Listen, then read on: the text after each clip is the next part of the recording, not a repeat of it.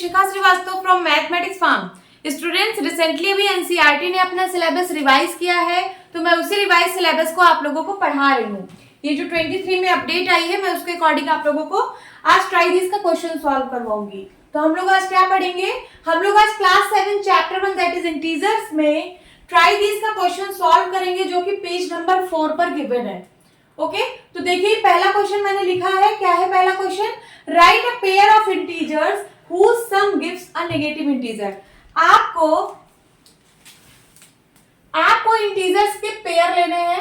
ये सपोज पहला इंटीजर है और ये दूसरा इंटीजर है, फिर इनका सम करना है और इनका सम क्या आना चाहिए? एक निगेटिव इंटीजर आना चाहिए। मतलब यहाँ पे जो आएगा वो निगेटिव में आंसर आना चाहिए। कैसे आएगा? तो देखिए यहाँ पे प्लस है, अगर मैं यहाँ पे पॉजिटिव नंबर ले लूं, कैसा नंबर ले लूं? Positive number. यहाँ सपोज मैंने 4 ले लिया, तो यहाँ मुझे क्या लेना पड़ेगा कि आंसर मेरा निगेटिव में आए। तो इसके लिए मुझे यहाँ पे निगेटिव में बड़ा नंबर लेना पड़ेगा। देखिए यहाँ पे 4 है और यहाँ पे मैं अगर 4 से कोई बड़ा नंबर ले लूं निगेटिव में, सपोज मैंने 6 ले लिया, तो ये प्लस माइनस का साइन -6 हो जाएगा। 4 में से 6 गया, क्या आएगा? -2। ओके, तो आपको क्या आंसर मिला? -2, जो कि एक निगेटिव इंटीजर है। और हमें यही निकालना था कि right a pair of integers whose sum gives। आपको ऐसा पेयर लिखना था इंटीजर का कि जिसको आप जब सम करो तो आपको निगेटिव इंटीजर मिले। तो आंसर क्या मिला आपको? -2 मिला, जो कि एक निगेटिव इंटीजर है। तो पेयर क्या बना? यहां से पेयर बना लीजिए 4, -6। 4, -6। आपको यही पेयर बनाना था, हमने बना लिया है। अब एक और देखती हूं। अभी मैंने एक पॉजिटिव लिया, एक नेगेटिव लिया। अगर मैं दोनों नंबर को निगेटिव ले लूं, तो जैसे यहाँ पे मैं -2 ले लूं और यहाँ पे -3 ले लूं, मैंने दोनों नंबर निगेटिव ले लिए, तब भी हमको निगेटिव में ही आंसर आएगा। क्यों? क्योंकि -2 और प्लस माइनस -3 हो जाता है। -2 -3 क्या आएगा? -5। तो फिर से आपको एक निगेटिव इंटीजर मिल रहा है। इसका मतलब ये वाला पेयर भी करेक्ट है। जब दोनों इंटीजर निगेटिव होगा, तब जब आप उसका सम करोगे फिर भी आपको आंसर निगेटिव इंटीजर मिलेगा। तो ये पेयर भी करेक्ट है। ये पहला एग्जांपल था, ये दूसरा एग्जांपल है। तो क्या पेयर बना यहाँ से? -2, -3। मैंने यहाँ पे 2 पेयर्स लिख दिए हैं। आपको सिर्फ एक पेयर लिखना था। ए पेयर का मतलब एक पेयर लिखना था। आप इनमें से कोई सा भी लिख सकते हो। अब यहाँ पे है बी पार्ट। क्या है? Write a pair of integers whose sum gives 0। आपको ऐसे पेयर लिखने हैं इंटीजर के कि जिसको जब आप सम करो तो 0 आए। यहाँ पे कैसे होगा? देखिए, इसका कहने का मतलब है 2 इंटीजर लीजिए कोई, और आप उसको सम करने पर क्या आंसर आए? 0 है। इसका सम 0 है। तो ये तो बहुत सिंपल है। पहला पॉजिटिव ले लीजिए, दूसरा वही नंबर निगेटिव में ले लीजिए। जैसे 3 और -3, 3 - 3 करेंगे तो क्या आएगा? 0। तो यहां से पेयर क्या मिला? हमें पेयर मिला यहाँ से 3, -3। ये पहला पेयर हो गया। यहाँ पे मैंने पहला नंबर पॉजिटिव लिया था और दूसरा नंबर निगेटिव लिया था। अब एक और एग्जांपल ले लें। अगर मैं पहला नंबर निगेटिव ले लूं -4 और दूसरा नंबर प्लस का 4 ले लूं, पॉजिटिव इंटीजर, तब भी इसका जो सम आएगा वो 0 आएगा। तो यहाँ से क्या पेयर बना? यहाँ से बना -4, 4। जब आप इन इंटीजर्स का सम करोगे तो आपको आंसर क्या आएगा? 0 आएगा। कोई एक आंसर आप यहाँ से लिख सकते हो। अब सी पार्ट सॉल्व करते हैं। क्या है सी पार्ट? इसमें आपको write a pair of integers whose sum gives an integer smaller than both the integers। आपको 2 इंटीजर्स लेने हैं। ओके, जब आप इसका सम करोगे तो जो आंसर आएगा वो इन दोनों इंटीजर से छोटा होना चाहिए। इसका कहने का मतलब यही है। तो अगर मैं दोनों नंबर पे यहाँ पे निगेटिव ले लूं, एक -2 ले लूं और एक -3 ले लूं, अब जब आप इन दोनों को सम करोगे तो आंसर क्या आएगा? -5। -2 और -3 मिलके क्या बनेगा? -5 बनेगा। तो आप देखिए, क्या ये जो आंसर आया है -5, ये इस वाले इंटीजर से छोटा है और इस वाले इंटीजर से छोटा है। क्या देखिए, ये दोनों इंटीजर से छोटा आ रहा है। तो देखिए -2 और -5 में बताइए कौन सा छोटा कौन सा बड़ा? निगेटिव में जो नंबर जितना बड़ा होता है उतना ही छोटा होता है, इसका मतलब -5 जो है छोटा है और -2 जो है बड़ा है, तो इस वाले इंटीजर से तो ये छोटा है। अब इन दोनों में कंपेयर करिए, -3 है और क्या है, -5 है। यहाँ पे कौन सा छोटा कौन सा बड़ा, -3 यहाँ पे बड़ा है, क्योंकि निगेटिव में जो नंबर जितना बड़ा होता है उतना ही छोटा होता है। यहाँ पे -5 है तो ये छोटा नंबर है -3 से। ओके, तो इस नंबर इस -3 से छोटा है -5, इसका मतलब जो यहाँ पे कहा गया है ये बिल्कुल इसमें करेक्ट फिट हो रहा है। -2 और -3 दोनों से छोटा आ रहा है -5, तो पेयर क्या बनेगा, पेयर बनेगा -2, -3, ये आपका एक पेयर बन जाएगा। अगर आप एक यहाँ पे निगेटिव नंबर और एक पॉजिटिव नंबर लोगे तब फिर पेयर नहीं बन पाएगा। क्यों? क्योंकि आप एक एग्जांपल लेके देख लीजिए, अगर आप -2 लेते हो और +3 लेते हो तब आपको ये आंसर नहीं मिलेगा। यहाँ पे 3 - 2 1 आएगा। अब देखिए -2 से क्या 1 छोटा है, नहीं, 1 बड़ा है ना -2 से, तो ये जो कहा गया है ये सेटिस्फाइड नहीं हो रहा है, इसलिए हमें दोनों नंबर को यहाँ पे निगेटिव लेना पड़ेगा, तब जाके ये कंडीशन फुलफिल होगी। अब डी पार्ट सॉल्व करते हैं। डी पार्ट में क्या है, N integer smaller than only one of the integer. आपको ऐसे पेयर्स ऑफ इंटीजर लेने हैं जिनका जब आप सम करोगे तो आपको एक इंटीजर मिलेगा जिसकी वैल्यू सिर्फ एक इंटीजर से छोटी होगी। क्या मतलब है इसका, यहाँ पे सपोज आपने ये पेयर ऑफ इंटीजर ले लिया, फिर जब आप इसको सम करोगे तो जो यहाँ पे आंसर आएगा, यहाँ पे जो आंसर आएगा ये किसी एक इंटीजर से छोटा होगा। इसके लिए क्या एग्जांपल लेंगे, इसके लिए यही वाला एग्जांपल ले लें, एक वैल्यू को निगेटिव ले लें -3 और दूसरी वैल्यू को 2 ले लें पॉजिटिव में, तो 2 में से 3 गया, क्या आएगा आंसर, -3 + 2 = क्या आएगा, 1 आएगा। क्या आया आंसर, 1 आया। तो देखिए 1 जो है वो 2 से छोटा है, ये एक जो आपने लिया इंटीजर यहाँ पे 2 से छोटा है 1, तो एक इंटीजर से तो छोटा है और दूसरे इंटीजर से बड़ा है, तो आपको सिर्फ एक इंटीजर से छोटा लाना था, तो हमने एक इंटीजर से छोटा आंसर ला लिया है। इसका मतलब ये पेयर आपका एकदम करेक्ट है। तो आप लिख लीजिए यहाँ पे -3, 2, ये इसका आंसर है यहाँ पे -3, 2, और इस सी वाले का आंसर ये वाला है -2, -3, और तो बाकी मैंने बताया ही, ये फर्स्ट वाले का है ए निगेटिव इंटीजर, ये वाला है। अब ई पार्ट सॉल्व करेंगे, N integer greater than both the integer. आपको ऐसा पेयर लिखना है, सपोज आपने दो इंटीजर का पेयर लिया, यहाँ पे जब दोनों को आप प्लस करोगे तो जो आंसर आएगा वो दोनों इंटीजर से बड़ा आना चाहिए।